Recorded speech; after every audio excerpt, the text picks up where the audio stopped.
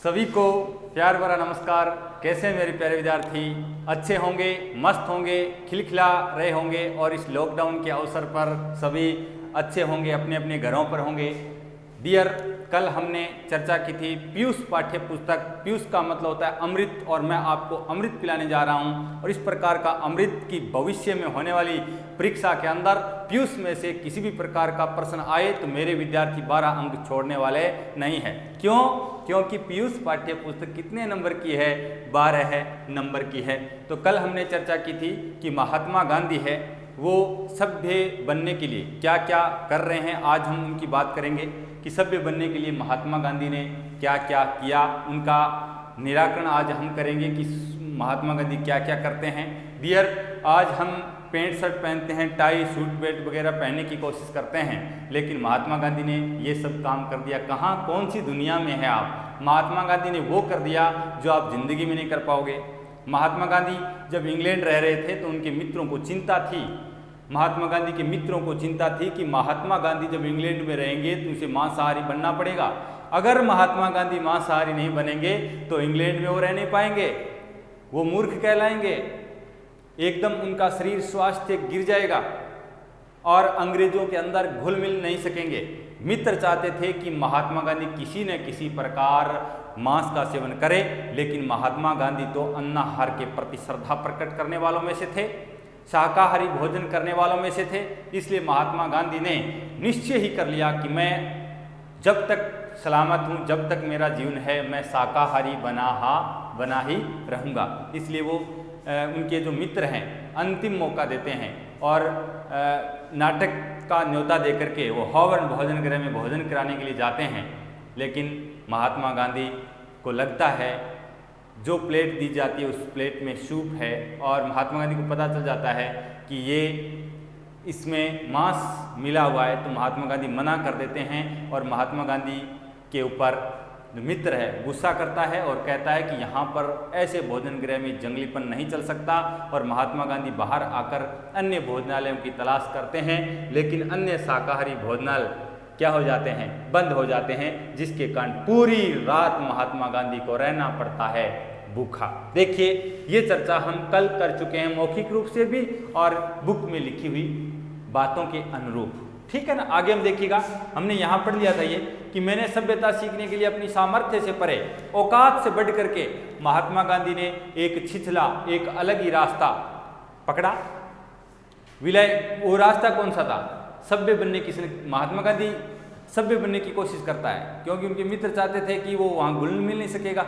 इसलिए महात्मा गांधी ने जिस प्रकार से महात्मा गांधी सोचा कि जिस प्रकार से लोग महात्मा गांधी के अनुसार जिस प्रकार के लोग इंग्लैंड में रहते हैं वैसा का वैसा मैं बनने की कोशिश करूंगा, क्योंकि इंग्लैंड के लोग एक कपड़े पहनने के शौकीन हैं। इसलिए महात्मा गांधी भी कपड़े पहनने की शौकीन करने की कोशिश करते हैं। और इंग्लैंड के लोग भाषण देना सीखते हैं, इसलिए महात्मा गांधी को भाषण देना भी आना चाहिए। भाषण देना भी महात्मा गांधी सीखते हैं, नृत्य करना सीखते हैं। ये सब क्यों सीखते हैं? से एक तो मित्र के प्रश्न का जवाब देने के लिए और एक इंग्लैंड में रहने के लिए कि इंग्लैंड में अगर रहना है तो इस प्रकार का क्रियाकलाप करना पड़ेगा, क्योंकि महात्मा गांधी वकालत करने बैरिस्टर गए थे, ठीक है ना। ओके। विलायती होने पर भी बंबई के कटे सिले कपड़े अच्छे अंग्रेज समाज में शोभा नहीं देंगे। इस विचार से आपको पता है महात्मा गांधी क्या करते हैं भाई? देखिए आगे, यहां से अंडरलाइन करना है। वेरी वेरी मोस्ट पर्सन है, मैं बता रहा हूं फिलहाल अभी। Very very very very most, क्या यहां से अंडरलाइन करेंगे आप। महात्मा गांधी ने सभ्य बनने के लिए कौन कौन से प्रयत्न किए और महात्मा गांधी सभ्य क्यों बनना चाहते थे, ये मैं चर्चा कर चुका हूं। इस प्रश्न का उत्तर यहाँ है, आप मेरे साथ रेखांकित करते जाएं। देखिए, आर्मी और नेवी स्टोर में कपड़े सिलवाए। माय डियर, आजीवन महात्मा गांधी बाद में जब बूढ़े हो गए थे तो बाद में आप लोगों को संदेश दिया, हम लोगों को संदेश दे रहे हैं कि खादी पहनना चाहिए, आजीवन लंगोट में रहे, क्योंकि मज़े तो उन्होंने ज़िंदगी में जवानी में ले लिए, पर हम लोगों को कह रहे हैं कि आप लंगोट में रहिए, आप खादी पहनिए। अरे भाई साहब, ये वही शख्स है जिन्होंने बहुत कुछ पहन करके छोड़ दिया। बाद में ये सारांश निकला कि जिंदगी के अंदर इस प्रकार के रहने से सभ्य नहीं बना जा सकता। और ऐसी बात समझाई थी महात्मा गांधी को बेल साहब ने। बेल साहब अगर उनको नहीं समझाते तो महात्मा गांधी इस प्रकार की सभ्य की सनक छोड़ते ही नहीं। महात्मा गांधी के ऊपर जो सभ्य की सनक सवार हुई थी, ये कपड़े पहनना, कपड़े कहाँ धुलते हैं, कहाँ बनते हैं, कहाँ सिलाई होती है, कहाँ से लाया जाता है, सूट बेल्ट वगैरह और चेन, सोने की चेन है ना, टाई वगैरह पहनना, टोपी, बाल बड़े बड़े बाल थे उनको रोज संवारना, और टोपी भी जब उतारते थे तो बालों पर हाथ पहले जाता था। ऐसे थे महात्मा गांधी। बाद में उड़े हैं बाल, तो बाद में रहे हैं वो आजीवन लंगोट में, बाद में रहे हैं वो खादी की वेशभूषा में, पहले वो सारे काम कर लिए। ये मत सोचना कि हम ही पहनते हैं कपड़े, लोगों ने पहन पहन के छोड़ दिए। कहाँ कौन सी जिंदगी में जी रहे हैं आप लोग। महात्मा गांधी ने बाद में प्रेरणा दी कि ऐसे करने में कोई मतलब नहीं है, विद्यार्थी रहिए, विद्यार्थी बनने की कोशिश करिए, सभ्य पोशाक में न रहने की कोई ज़रूरत नहीं है, आप सीधे रहिए, सीधा सादा जीवन जीना चाहिए और उच्च विचारों वाला होना चाहिए। ये महात्मा गांधी ने अंतिम रूप से निष्कर्ष निकाला, वो भी बेल साहब के कहने पर। देखिए आपको यहाँ से अंडरलाइन करना है, पर्सन वेरी वेरी इंपॉर्टेंट है। और मैं कह देता हूँ विनोद मिल बोले तो वेरी मस्ट।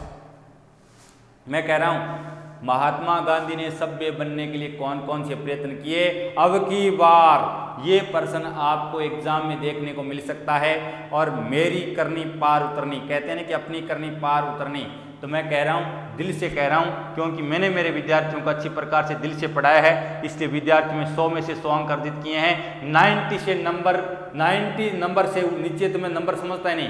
मैं कहता हूँ अगर मेरे कोई विद्यार्थी हैं, अगर मेरी परछाई बनना चाहते हैं, अगर मेरी बात को सही सुन करके, मेरे सारे वीडियो को पढ़ करके और PDF को पढ़ करके, मेरी बात को सुन करके अगर कोई विद्यार्थी एग्जाम देता है तो उनके नंबर 90 से नीचे आ ही नहीं सकते। अब वो बात अलग है कि सही ध्यान से, सही मन से उन्होंने मनन नहीं किया, वो एक अलग बात है।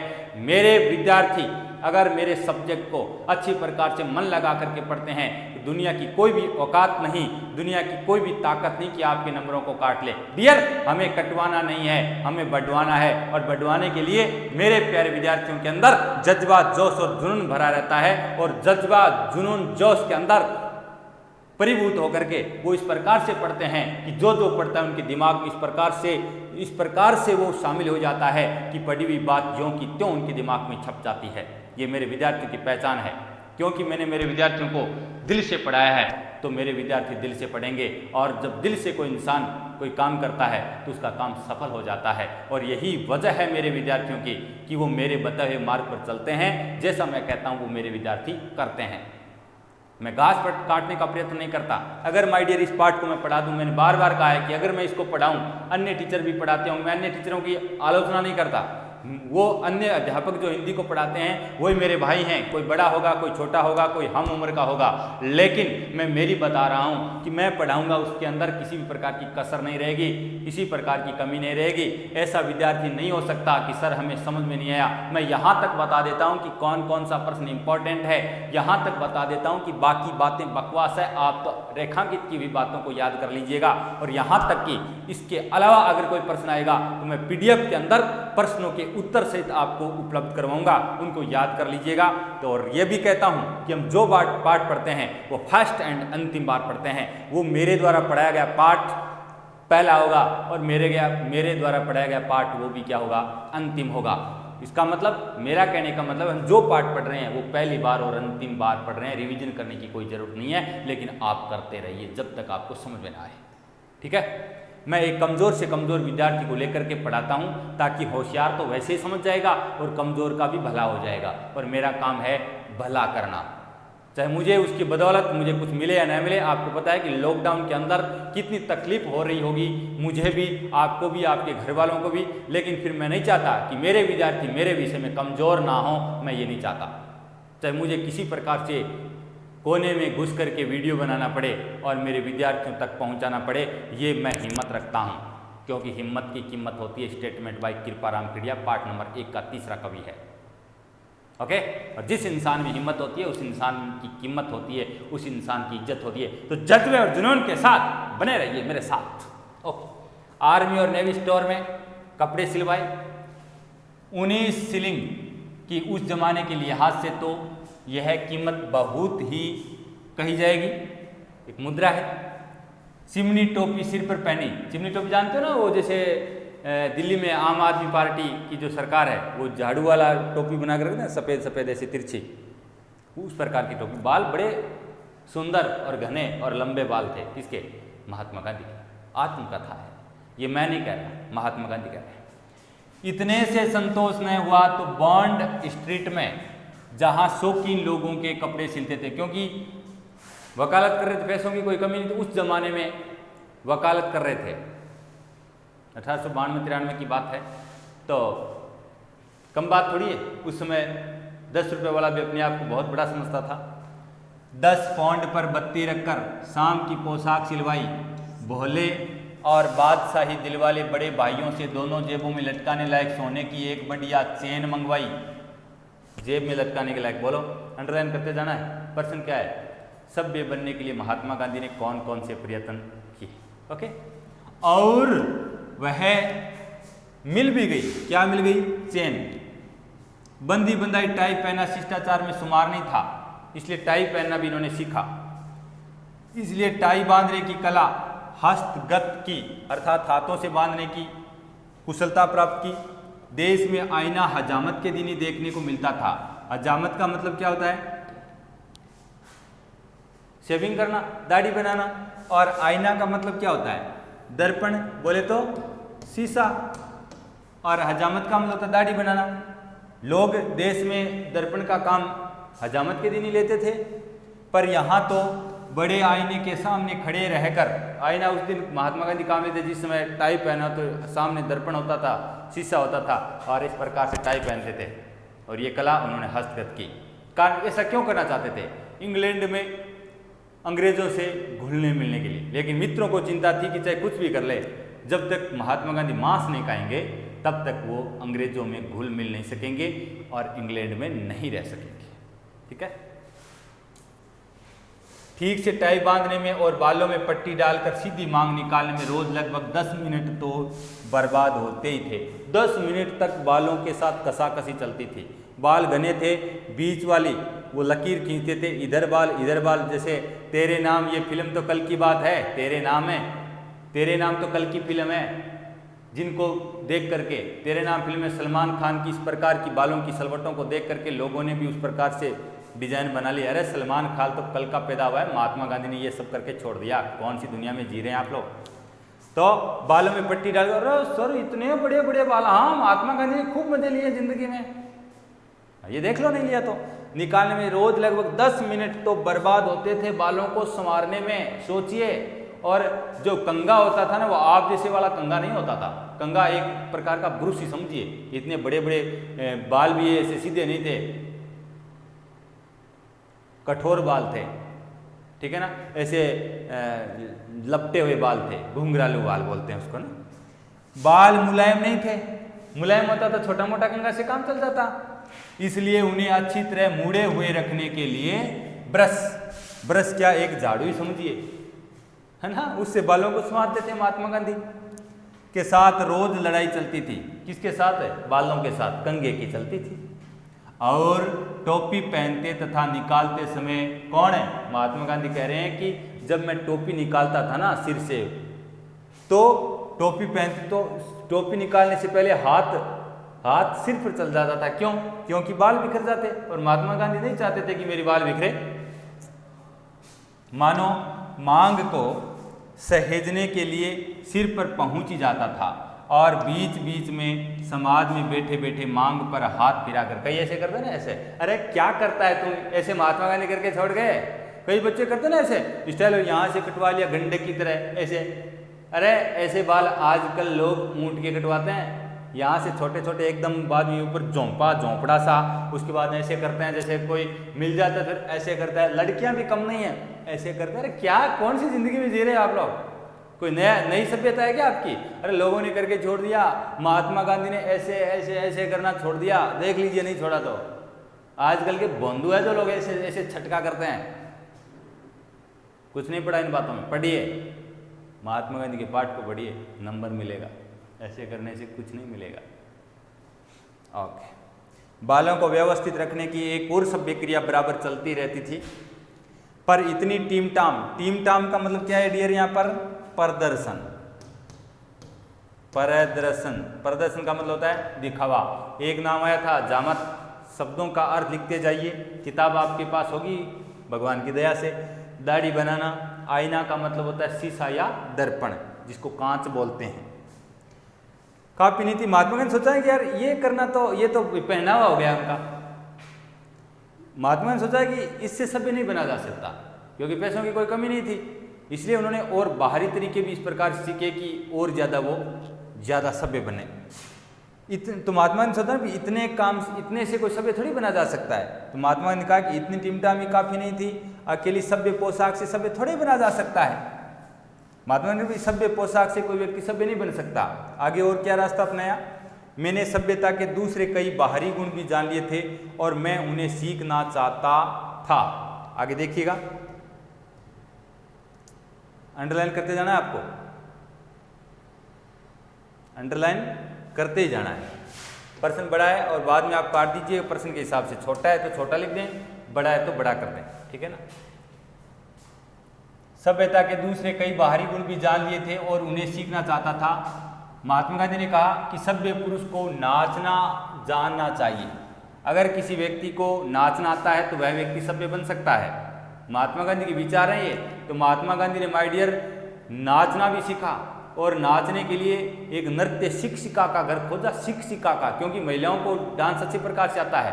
लेकिन महात्मा गांधी ने डांस सीखना चाहा। अरे भाई, महात्मा गांधी भी कभी जवान थे तो वो नाचना चाहता था। पैर आपको पता है सीधे नहीं थे, इसलिए पियानो क्या बजता, वाद्य यंत्र क्या बजता था, उसके अनुसार उनके पैर ठिठकते नहीं थे। कई बार आप देखते नहीं कि आप जैसे शादी होती है और बूढ़े लोग भी कई बार साउंड पर नाचते हैं, डीजे पर नाचते हैं। वो नाचते हैं, वो साउंड क्या बोल रहे हैं उन्हें कोई मालूम नहीं। हालांकि मालूम तो हमें नहीं चलता भी बोल क्या है। कई मैं कहता हूँ आपको, दिल से कहता हूँ, कभी देख भी लेना कि साउंड पर नाचते हैं हम लोग। अब वो गाने के बोल क्या हैं, जैसे पंजाबी, मैं कहता हूँ बहुत सारी जनता आजकल हरियाणवी और पंजाबी गाने सुनते हैं। मैंने मेरे मित्रों को भी कहता हूँ, मेरे घर वाले जो छोटे बच्चे वगैरह नाचते रहते हैं, है ना, तो उनको कहता है बेटा गाना समझ आ रहा है कि नहीं आ रहा, तो क्यों ठुमके लगा रहे हो? अच्छा लग रहा है, काहे का अच्छा है, मतलब उनकी आवाज़ अच्छी लग रही है, उनका जो साउंड है वो भी अच्छा लगता है, बाकी बोल क्या है उनको पता ही नहीं। तो कई बार डीजे के ऊपर जो बूढ़े लोग होते हैं वो बस हिलाते रहते हैं अपना, उनको ये पता नहीं कि बोल क्या है। उसी प्रकार महात्मा गांधी बड़े अपने शरीर के अंगों को हिला रहे थे, लेकिन उनको ये पता नहीं था कि पियानो क्या बोल रहा है, वाद्य यंत्र किस प्रकार से बोल रहे हैं, उनकी ताल क्या है, कब कब किस प्रकार के पैर को उठाना चाहिए, नाचने का तरीका क्या है, ये उनको पता ही नहीं था। और नाचने का तरीका तब तक मालूम नहीं होता जब तक गाने के बोल मालूम नहीं होते, सीधी सी बात है। इसे डांस क्लास में भर्ती हुआ है शख्स कौन है? महात्मा गांधी, और वो भी शिक्षिका के घर। जेंटलमैन गाना, इनके अनुसार पुरुष नृत्य नहीं सिखा सकता, इसलिए शिक्षिका के घर जाने लगा नृत्य सीखने के लिए। क्यों? क्योंकि महात्मा गांधी के अनुसार एक सभ्य व्यक्ति को नाचना भी आना चाहिए। लेकिन पैर ठीक ढंग से पड़ते नहीं, एक पैर किधर जा रहा है, एक दक्षिण की तरफ जा रहा है, एक उत्तर की तरफ जा रहा है, तो महात्मा गांधी से पार नहीं पड़ी, लेकिन कोशिश तो की। ओके, उसे फ्रेंच अच्छी तरह जान लेनी चाहिए। महात्मा गांधी के अनुसार सभ्य व्यक्ति को फ्रांसीसी भाषा आना चाहिए। फ्रेंच का मतलब क्या है? फ्रांसीसी भाषा, क्योंकि उधर कौन सी भाषा बोली जाती है? इंग्लैंड की तरफ फ्रांसीसी भाषा। और फ्रांसीसी भाषा आनी चाहिए, तभी तो हम उन लोगों की बातों को या उनकी भाषा को समझ सकेंगे। वेरी इंपॉर्टेंट पर्सन अबाउट, मेरा दिल कहता है कि आएगा ये, क्योंकि फ्रेंच इंग्लैंड के पड़ोसी फ्रांस की भाषा थी और सारे यूरोप की राष्ट्रभाषा भी थी। और मुझे यूरोप में घूमने की इच्छा थी, और यूरोप में घूमने की इच्छा थी तो उन्हें कौन सी भाषा आना चाहिए भाई? फ्रांसीसी। इसके अलावा सभ्य पुरुष को लच्छेदार भाषण करना भी आना चाहिए। महात्मा गांधी के अनुसार अगर कोई व्यक्ति सभ्य बनता है तो उसे लच्छेदार भाषण आना चाहिए, भाषण वाला व्यक्ति सभ्य बन सकता है। तो ये बाहरी गुण हैं ऐसे। ओके, देखिए आगे अभी काम जारी है। मैंने नृत्य सीखने का निश्चय किया। नृत्य का मतलब नाचना, कि एक सभ्य व्यक्ति को नाचना आना चाहिए, तो नृत्य सीखने का निश्चय किया। एक कक्षा में भर्ती हुआ, क्या करने के लिए? डांस सीखने के लिए, नृत्य सीखने। अरे वाह सर, महात्मा ने ये किया और करेगा, ये क्या किया? ठहरो थे। हाँ, एक 170 के करीब 3 पौंड जमा किए। ये 3 पौंड राशि है नृत्य सीखने के लिए। बोलिए, उस जमाने में 3 पौंड। कोई 3 हफ्तों में करीब 6 सबक सीखे होंगे। 6 सबक यानी 6 स्टेप, क्योंकि जब डांस कलाकार डांस सिखाता है तो स्टेप बाय स्टेप सिखाता है। 2 मिनट का गाना, उसके अनुसार उसके बाद में वो आगे कैसे सिखाएगा। एक साथ नाच लग जाएगा तो आप उनके हाथों को देख लेना फिर, है ना, पता नहीं चलता। पैर ठीक से तालबद्ध पढ़ते नहीं थे। महात्मा गांधी के पैर मैंने पहले बताया, एक दाएं जा रहा है एक बाएं जा रहा है, उनको यही पता नहीं कि क्या करने वाले हैं, इसलिए महात्मा गांधी क्या नहीं कर पाए, नृत्य नहीं सीख पाए। पियानो बजता था। पियानो का मतलब होता है वाद्य यंत्र। पियानो बजता था पर वह क्या कह रहा है कुछ समझ में नहीं आता था। पियानो बजा दिया जाता था, महात्मा गांधी को कह दिया जाता कि नाचिए, लेकिन महात्मा गांधी के पैर है वो तालबद्ध, स्वर के अनुसार नहीं पढ़ते थे, आवाज़ के अनुसार नहीं पढ़ते थे। पियानो क्या बोल रहा है उसकी भाषा महात्मा गांधी को समझ में नहीं आती थी। 1 2 3 4 बाबा तेरी, हाँ 1 2 3 चलता, पर उसके बीच का अंतर तो वह बाजा ही बताता था, पियानो ही बताता कि क्या अर्थ है, महात्मा गांधी को पता नहीं था, जो मेरे लिए अगम्य था, दुर्लभ था। तो अब क्या किया जाए। अब तो बाबा जी की बिल्ली वाला किस्सा हुआ। महात्मा गांधी का सभ्य बनने की सनक तो बढ़ती गई। बाबा जी वाले किस्सा क्या है, किस्सा का मतलब कहानी। चूहों को भगाने के लिए बाबा जी क्या लाए, बिल्ली, और बिल्ली को भगाने के लिए बाबा जी क्या लाए, गाय। यूं बाबा जी का परिवार बढ़ता ही गया। उसी प्रकार महात्मा गांधी कह रहा है कि कभी मैं सूट बेल्ट पहनता हूँ, कभी बार पियानो बजाना सीखना चाहता हूँ, कई बार नृत्य करना भी सीखना चाहता हूँ, कई बार मैं भाषण सीखने भी, ऐसे भी मेरी जो सभ्यता की जो सनक है वो उस बाबा जी की तरह मेरी भी बढ़ती गई। जिस प्रकार बाबा जी का परिवार बढ़ता गया उसी प्रकार मेरी सभ्यता की सनक है वो भी बढ़ती गई। उसी तरह मेरे लोभ का परिवार बढ़ा। लोभ कौन सा था महात्मा गांधी का, सभ्य बनने की ललक और सनक। वायोलिन भी एक वाद्य यंत्र है, बजाना सीख लूँ तो सुर और ताल का ख्याल हो जाएगा। 3 पौंड वायोलिन खरीदने में गंवाए। वायोलिन वाद्य यंत्र इसको खरीद ही लिया कि मैं घर पे सीख लूँगा, अभ्यास करूँगा, और कुछ उसकी शिक्षा के लिए भी दिए। तो माय डियर, ये सब महात्मा गांधी क्यों कर रहे थे, सभ्य बनने के लिए, ताकि वो इंग्लैंड में रह सके, इंग्लैंड के लोगों के साथ घुल मिल सके। और दूसरी बात, अपने मित्र कौन था मित्र भाई, जो मित्र था हॉवर्न भोजन गृह में जो भोजन कर रहा था, उन मित्र ने उनको कहा था कि यहाँ इस भोजन गृह में जंगलीपन नहीं चल सकता। उस जंगलीपन की बात को दूर करने के लिए और अपने मित्रों को सबक सिखाने के लिए महात्मा गांधी ने सभ्य बनने की कोशिश की कि मैं उन मित्र को मजा चखाऊंगा। मित्र ने मुझे इस प्रकार की बात बोली तो क्यों बोली, और महात्मा गांधी को वो रात याद आ रही है जिस रात वो क्या सोए थे, भूखे सोए थे। ठीक है, आगे देखिए। भाषण करना सीखने के लिए एक तीसरे शिक्षक का घर खोजा। महात्मा गांधी ने बोला कि एक सभ्य व्यक्ति बनने के लिए व्यक्ति को क्या भी आना चाहिए, भाषण। देखिए, नृत्य करना सीखता है, भाषण देना सीखता है, वायोलिन और पियानो बजाना सीखता है। ऐसा क्यों करते हैं महात्मा गांधी? माय डियर, महात्मा गांधी ने, मैंने पहले बताया, वो कर दिए जो हम जिंदगी में नहीं कर पाएंगे, और वो भी उस जमाने में।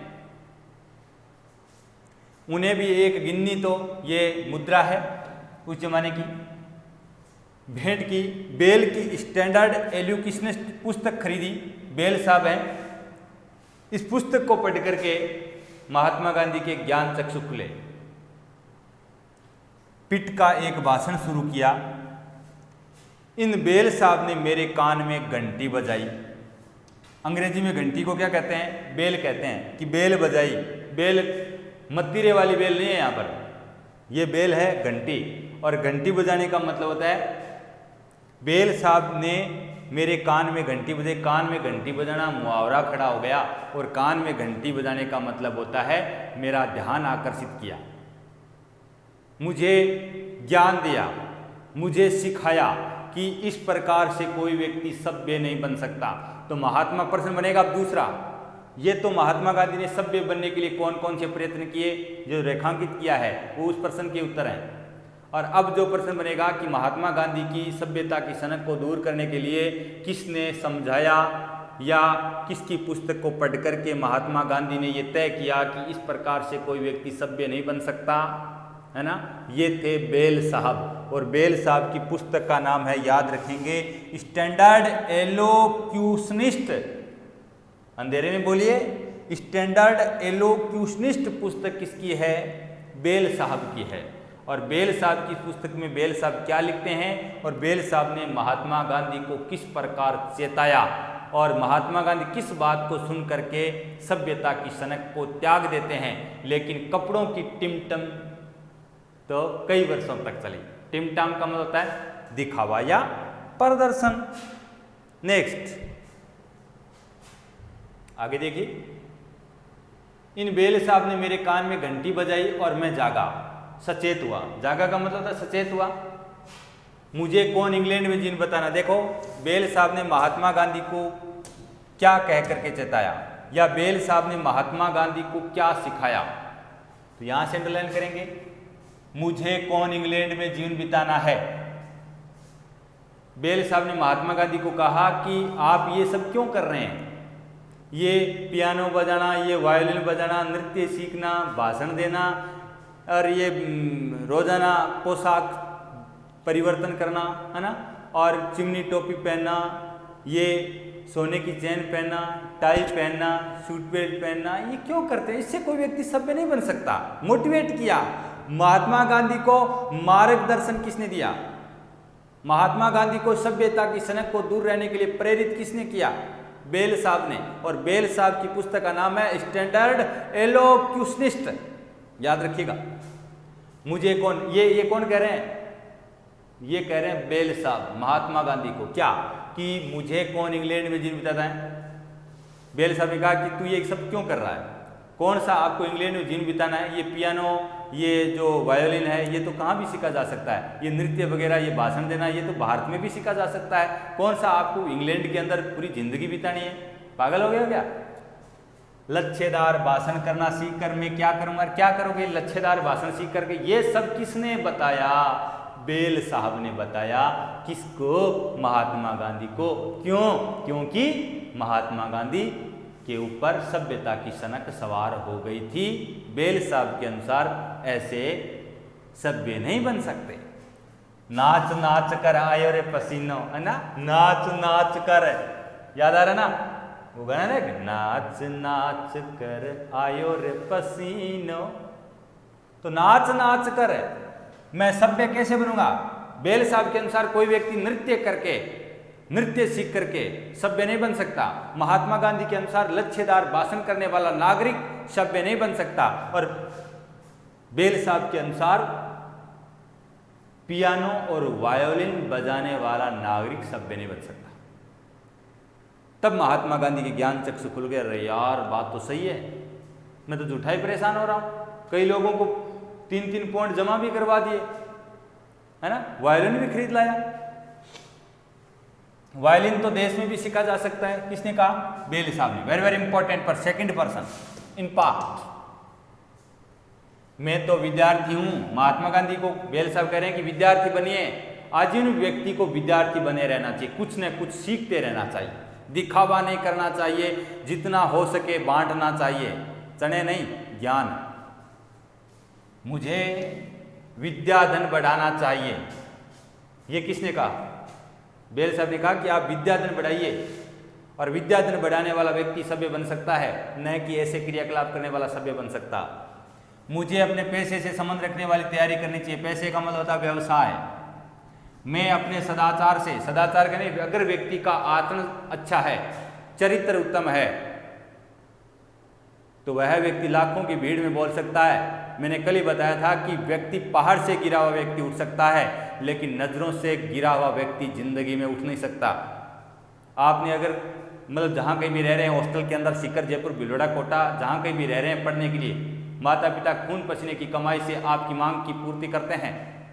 जैसे न तैसे कमा करके आपने लॉकडाउन में देखा होगा कि मैंने बहुत बार बताया कि लॉकडाउन में, आज लॉकडाउन के अंदर आपने देख लिया होगा अपने माता पिता को कि किस प्रकार वो परिश्रम करते हैं, किस प्रकार से आपकी आपके पेट की पूर्ति करने के लिए वो जूझते हैं, किस प्रकार से आपकी मांगों की पूर्ति करते हैं, किस प्रकार वो इतने दिन आपकी फीस भरते थे, किस प्रकार आपकी इच्छा की पूर्ति करते थे, ये सब आपने लॉकडाउन के अवसर पर देख लिया होगा। और यहाँ आकर के हम उनके सपनों को चूर चूर कर देते हैं, किसी के घर में घुस जाते हैं, किसी को मारते हैं, पीटते हैं, किसी का पीछा करते हैं। बताइए माता पिता के साथ हम खिलवाड़ कर रहे हैं कि नहीं? तो माय डियर, ये ध्यान रखना, ऐसा हमने कदम नहीं उठाना है। हमेशा अपने को सदाचारी बनना है, अच्छा आचरण करना है, do good and get good. अगर हम किसी के साथ अच्छा व्यवहार करेंगे तो दुनिया अपने साथ अच्छा व्यवहार करेगी, सीधी सी बात है। अपन किसी को गाली देंगे तो अगले वाला चॉकलेट नहीं देगा, अगर हम किसी को गाली देंगे तो अगले वाला ब्याज सहित मारेगा। मैं अपने सदाचार से सभ्य समझा जाऊं तो ठीक है, नहीं तो मुझे ये लोभ छोड़ देना चाहिए। कौन सा लोभ? सभ्य बनने वाला। तो बेल साहब ने कहा कि विद्यार्थी बनिए, विद्या धन को बढ़ाइए और सदाचारी बनिए। इन विचारों की धुन से मैंने उपर्युक्त आशय के उद्गारों का मतलब, मैं निज के उद्गार लिए फिरता हूँ, मैं निज के उपहार लिए फिरता हूँ, ये कथन किसका है? किसका है? हरिवंश राय बच्चन का है। ठीक है ना, हमने पढ़ा था पाठ नंबर 7। पत्र भाषण शिक्षक को भेज दिया, उनसे मैंने 2 या 3 ही पाठ पढ़े थे। नृत्य शिक्षिका डिमोटिवेट कर दिया इसको।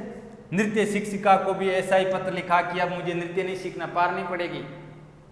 पहले शिक्षिका का घर खोजा था, कई दिनों से तो उसे शिक्षिका मिली थी नृत्य सिखाने वाली, और निवेदन करता रहा कि मैडम जी मुझे सिखाना है क्या? नृत्य। और आज निवेदन करता हुआ आ रहा है कि मुझे नहीं सीखना है नृत्य। पत्र लिख दिया। प्रभाव किसका पड़ा? बेल साहब का। पर्सन कैसे भी तोड़ मरोड़ करके पूछ ले, घबराना नहीं है, पाठ को ध्यान से पढ़ लीजिएगा। क्या आपका एक्सलेंट है, क्या आपका संजीव है? पाठ को सेटिंग से पढ़ो ना, प्रश्न उत्तर तो यहीं से बनेंगे, पाठ्य पुस्तक से बाहर थोड़ी जाएगा प्रश्न। वायलिन शिक्षिका के घर वायलिन लेकर पहुंचा कि वापस ले लो, जितना पैसे देना चाहो दे दो, मैं वायलिन नहीं रखना। पहले तो वायलिन खरीद लिया था 3 पॉइंट में, और अब वो वायलिन वापस देने जा रहा है। कारण क्या है? बेल साहब का। उन्हें जिस दाम में भी वह बिके बेच डालने की इजाजत दे दी, अनुमति दे दी। उनके साथ कुछ मित्रता का नेक्स्ट मित्रता का साथ संबंध हो गया था इनके साथ, वायलिन वाले जिससे वायलिन खरीदा था उसके साथ। इस कारण मैंने उनसे अपने मोह की चर्चा की। नाच आदि के जंजाल में से निकल जाने की मेरी बात उन्होंने पसंद की। किन्होंने? जिससे वायलिन खरीदा था। उन्होंने आप भी बता दी कि मैं इस प्रकार से बनना चाहता था, अब मुझे ऐसा नहीं करना है। तो संबंध अच्छे थे, बाकी तो कोई वापस लेता भी नहीं है, बात सुनता भी नहीं है। और उन्होंने कहा चलो आपकी इच्छा है, जैसा करना चाहो। सभ्य बनने की मेरी यह सनक लगभग 3 महीने चली होगी। पोशाक की टिमटाम मैंने पहले बताया था, बाकी सब कुछ तो महात्मा गांधी ने बेल साहब के कहने पे छोड़ दिया। लेकिन ये जो पोशाक है ना, जो आपको आज कह रहे हैं कि बाद में रहते आजीवन लंगोट के अंदर, ऊपर वाला सिस्टम तो पहनते नहीं थे। 21 दिन तक जेलों में बैठ करके इन्होंने उपवास किया था, ये बाद की बातें हैं। उन्होंने पता था कि बुढ़ापे में करना क्या है, बुढ़ापे में कौन देखेगा पोशाक को, जिंदगी में मजे लेने हैं तो युवा अवस्था में ले लिया। हाँ, तो पोशाक की टिमटाम, ये जो कपड़े पहनने की जो प्रवृत्ति है वो लंबे समय तक बनी रही। टिमटाम का मतलब मैंने पहले बताया, टिमटाम का अर्थ होता है प्रदर्शन। वर्षों तक चला, अब मैं विद्यार्थी बना। आगे जाकर के वो पोशाक को भी छोड़ देता है और एक सीधा साधारण जीवन जीते हैं। कौन? महात्मा गांधी। बलवान से भिड़ंत में मैंने कहा कि महात्मा गांधी किसका विरोध करेंगे? अन्याय का विरोध करेंगे। और ये अच्छी बात है महात्मा गांधी की कि आपकी आंखों के सामने अगर अन्याय हो रहा है, अत्याचार हो रहा है, तो बिना सोचे समझे अन्याय को दूर करने के विरोध में आपको उतर जाना चाहिए। देखिए क्या कहते हैं इसमें। अब ऐसे अधिकारियों की ओर लौटें। एशियाई अधिकारियों का वेरी वेरी इंपॉर्टेंट प्रश्न बन सकता है कि एशियाई अधिकारियों का सबसे बड़ा थाना कौन सा था और उस थाने की क्या विशेषता थी। महात्मा गांधी के पास किस थाने से रोज समस्याएं आती थी, इनकी चर्चा मैं कर चुका हूँ। एशियाई अधिकारियों का सबसे बड़ा थाना जोहानिसबर्ग जो दक्षिणी अफ्रीका में पड़ता है, और उस थाने की विशेषता थी कि उस थाने के अंदर हिंदुस्तानियों और चीनियों का रक्षण नहीं होता था बल्कि भक्षण होता था। और इस समस्या से रोज बातें किसके पास आती थी, महात्मा गांधी के पास आती थी। और महात्मा गांधी ने इसका क्या किया भाई, निराकरण किया, वकील थे। हाँ, एशियाई अधिकारियों का बड़े से बड़ा थाना जोहानिसबर्ग, शुद्ध लिखना जोहानिसबर्ग, कहाँ पड़ता है ये, दक्षिण अफ्रीका में पड़ता है। कहाँ पड़ता है डियर, दक्षिण अफ्रीका में पड़ता है। क्या पड़ता है, जोहानिसबर्ग। मैं यह देख रहा था कि उस थाने में, अंडरलाइन करते जाना, वेरी वेरी इंपॉर्टेंट, नंबर 3, तीसरा प्रश्न इंपॉर्टेंट है। हिंदुस्तानी चीनी आदि का रक्षण नहीं बल्कि क्या होता था, भक्षण, अर्थात इनके साथ क्या होता था, भेदभाव होता था। हिंदुस्तानी और चीनियों का रक्षण नहीं होता, उनकी रक्षा नहीं की जाती थी, बल्कि उनके साथ अन्याय अत्याचार होता था। मेरे पास रोज शिकायतें आती, मेरे पास कौन है यहाँ पर, महात्मा गांधी। तो महात्मा गांधी के पास रोज शिकायतें कहाँ से आती थी, जो एशियाई अधिकारियों का सबसे बड़ा थाना था जोहानिसबर्ग, उस थाने से रोज समस्या आती थी। तो क्या समस्या थी, समस्या ये कि इस थाने के अंदर हिंदुस्तानियों और चीनियों का रक्षण न होकर के क्या होता था, भक्षण होता था। और हिंदुस्तानी और चीनियों ने महात्मा गांधी के पास, हिंदुस्तानी और चीनी महात्मा गांधी के पास गए कि हमारे साथ ऐसा होता है। तो महात्मा गांधी आपको पता है कि अन्याय का विरोध करते थे, इसलिए चल पड़े इनके पीछे। इस थाने की विशेषता ये थी, हकदार, जिसको हक होता था जोहानिसबर्ग थाने में जाने के लिए, हकदार दाखिल नहीं हो सकते। जिनका अधिकार और हक होता था वो तो प्रवेश ही नहीं कर सकते थे। और बिना हक वाले 100 पाउंड देकर, बोले तो भ्रष्टाचार पैदा करके चले आ रहे हैं थाने की ओर। इसका इलाज आप नहीं करेंगे तो और कौन करेगा, ये हिंदुस्तान और चीनी लोग बोलते हैं। हिंदुस्तानी और चीनी कहते हैं कि इसका निराकरण आप ही कर सकते हैं। मेरी भी यही भावना थी। यदि यह सड़ांध, किसको सड़ांध कहा गया है, भ्रष्टाचार को, कि यदि यह सड़ांध दूर न हो तो मेरा ट्रांसवाल में बसना व्यर्थ माना जाएगा। ये ट्रांसवाल एक जगह का नाम है जो दक्षिणी अफ्रीका में पड़ता है। मैं प्रमाण जुटाने लगा, सबूत भी, विरोधियों को दूर करने के लिए या विरोधियों को मतलब बर्खास्त करने के लिए, इसके विरुद्ध खेल खेलने के लिए सबूत है ना, साक्ष्य तो चाहिए। इसलिए महात्मा गांधी कहता है कि मैं प्रमाण जुटाने लगा।